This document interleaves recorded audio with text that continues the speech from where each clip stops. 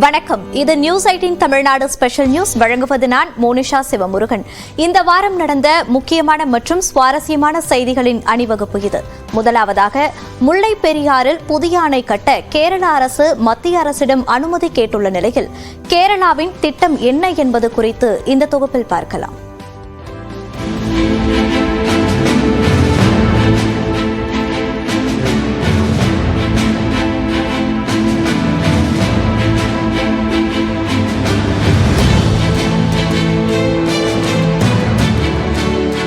தமிழ்நாடு கேரள மாநிலங்களுக்கிடையே நீண்ட கால பிரச்சனையாக உள்ள முல்லை பெரியார் அணை விவகாரம் மீண்டும் வெடித்துள்ளது.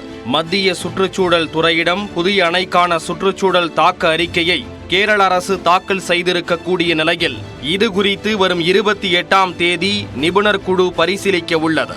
128 ஆண்டுகள் பழமையான முல்லை பெரியார் அணை பலவீனமாக இருப்பதாக மீண்டும் புகார் கூறியுள்ள கேரளா, இந்த அணை இடிந்தால் இடுக்கி மாவட்டத்தில் உள்ள 3 அணைகள் பாதிக்கப்படும் என குறிப்பிட்டுள்ளது.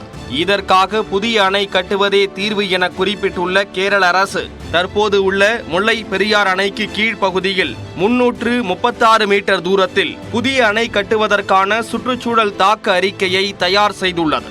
முழுக்க கேரள பகுதியில் அமையும் இந்த அணை தற்போது உள்ள அணையை போலவே 176 அடி உயரமும் 1437 அடி அகலமும் கொண்டதாக கட்டப்படும் என கேரள அரசு தெரிவித்துள்ளது. இந்த அணையை கட்டி முடித்த பின்னர் தற்போது உள்ள முல்லை பெரியாறு அணையை இடிக்கவும் திட்டமிட்டுள்ளது. புதிய அணை கட்டுவது குறித்து எந்த வழக்கும் நிலுவையில் இல்லை எனவும் பழைய அணையின் உறுதித்தன்மை குறித்துதான் வழக்கு இருப்பதாகவும் கேரளா தரப்பில் கூறப்பட்டுள்ளது.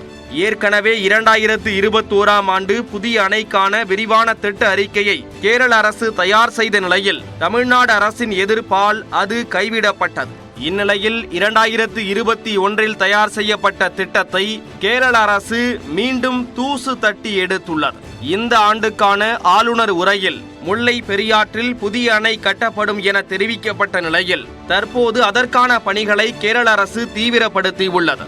முல்லை பெரியார் அணைக்கு கீழே உள்ள பேபி அணையை பலப்படுத்தினால் முல்லை பெரியார் அணையில் 152 அடிக்கு தண்ணீர் தேக்கிக் கொள்ளலாம் என உச்சநீதிமன்றம் கூறியுள்ள நிலையில் பேபி அணை அருகே உள்ள 15 மரங்களை வெட்டுவதற்கு அனுமதி அளிக்காமல் கேரள அரசு ஆண்டு கணக்கில் இழுத்தடித்து வருகிறது. தற்போது உள்ள முல்லை பெரியார் அணை மிகவும் வலிமையாக இருப்பதால் புதிய அணை தேவையில்லை என உச்சநீதிமன்றம் ஏற்கனவே தீர்ப்பளித்துள்ளதால் கேரளாவின் புதிய அணை முயற்சிக்கு தமிழ்நாட்டில் எதிர்ப்பு எழுந்துள்ளது.